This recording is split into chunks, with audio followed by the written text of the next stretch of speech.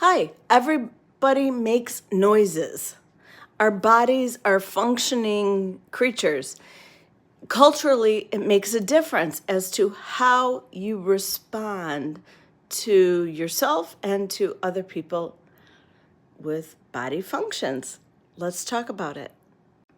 For example, if you burp, it means it comes out of your mouth like,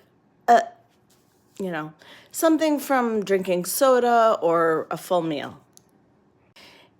There also can be a noise that comes out from the back side of you, and from behind, it can make a noise.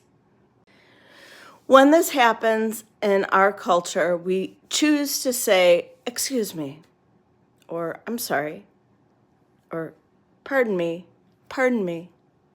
And if someone sneezes, what do you say? "God bless you."